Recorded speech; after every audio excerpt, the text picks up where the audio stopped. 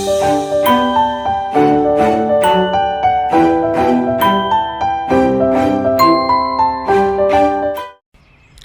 everybody, Carolyn Caldwell here from Caldwell Evolution with day 6 of the Organizing Spring Fling.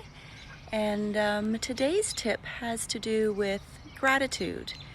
I first heard about organizing with gratitude when I read Marie Kondo's book, and I'm not going to debate the pros and cons of the Kondo method, but I would like to talk about the benefits of using gratitude when one is organizing.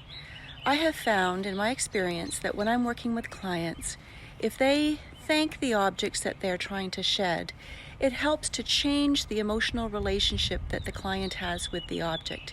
It acknowledges the purpose that that object or objects have fulfilled in their life, acknowledges that they have had value, acknowledges that the objects have had a purpose, and sends them away to a life beyond the client's front door, as I like to say, acknowledging that they served a purpose in that client's life.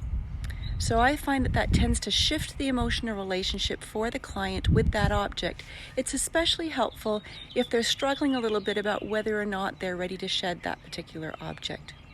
I hope that's helpful. I apologize for the shaking on the video. Thought it might be kind of fun to come outside to do this video today, but unfortunately I've left it a little bit late in the day and I don't have any place that I can actually put the video on. So I was hoping that the birds might come back, but I think I've scared them all away because I'm very grateful for the birds that are sitting on the bird feeder and playing in the bird bath, but unfortunately they've all left. So I can't show you my gratitude for the birds.